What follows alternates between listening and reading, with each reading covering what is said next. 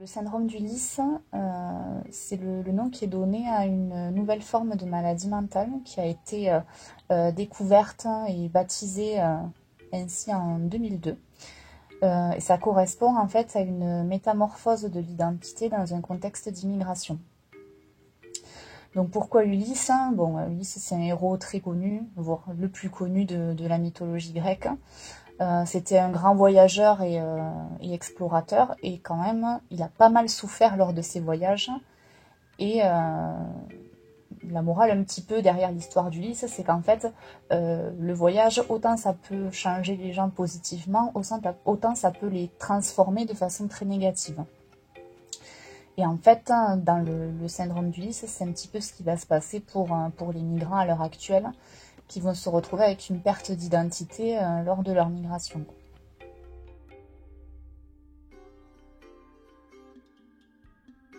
Je pense pas que le fait de déménager simplement d'un bout à l'autre du pays puisse déclencher un syndrome d'Ulysse. On va pouvoir se retrouver dans un état anxieux, voire dépressif, si on a des difficultés à s'intégrer.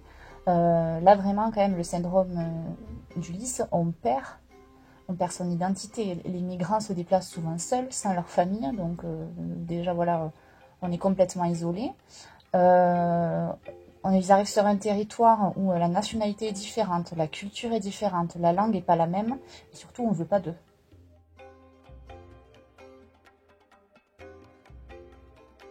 Le syndrome d'Ulysse, à partir du moment où on est né dans le pays dans lequel on vit, on ne peut pas parler de syndrome d'Ulysse. Je pense qu'il faut vraiment qu'il y ait la période de voyage en fait, partir de son pays pour aller chercher quelque chose de mieux ailleurs, et en fait arriver dans un contexte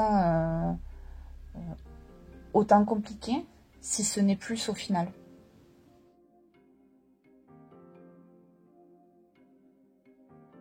Derrière le syndrome d'Ulysse, il va y avoir, alors c'est là où on ne peut pas appeler ça une dépression complètement, puisque deux choses qui se retrouvent très fréquemment dans la dépression, c'est ce qu'on appelle l'apathie, donc l'absence de comportement dirigé vers un but, une baisse de la motivation, etc. Et des tendances suicidaires. Alors qu'en fait dans ce syndrome d'Ulysse, il n'y a pas d'apathie. Les gens ils sont actifs, ils sont partis, ils veulent chercher, ils viennent chercher quelque chose de mieux. Donc il n'y a pas cette forme d'abattement, même si il y a quand même une grande tristesse, une grande souffrance. Et il n'y a pas de conduite suicidaire, hein, puisque leur but c'est de survivre. Donc c'est en ça où on ne peut pas vraiment leur coller l'étiquette de dépression à proprement parler, et que c'est encore quelque chose d'autre. Ensuite, il y a une grande anxiété, un état de stress très important. Pendant un temps, avant que ce syndrome en fait il soit étiqueté, etc., les migrants avaient tendance à recevoir le diagnostic de stress post-traumatique. Et en fait, c'était pas non plus tout à fait ça. C'est pour ça qu'en fait ce syndrome il a été créé relativement récemment, quoi, parce qu'on s'est aperçu que ça rentrait pas non plus parfaitement dans les critères diagnostiques du stress post-traumatique.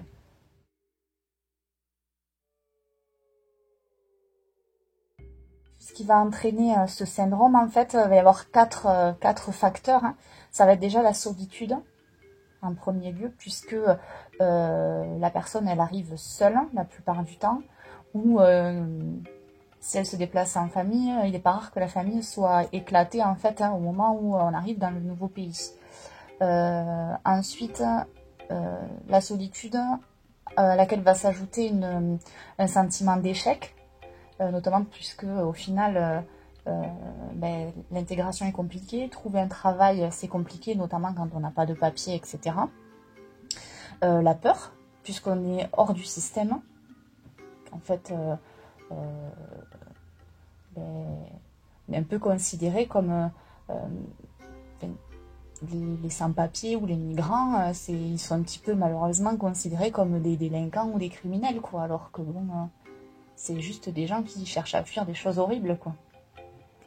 Et le quatrième facteur, ça va être ce besoin de lutter pour sa survie, et aussi d'une certaine manière cette déception, puisqu'au final quand on arrive sur une terre qui devrait nous permettre de survivre, on se rend compte que la lutte elle n'est pas terminée. Sans parler aussi au niveau traumatique des conditions de voyage qui doivent être particulièrement choquantes et difficiles.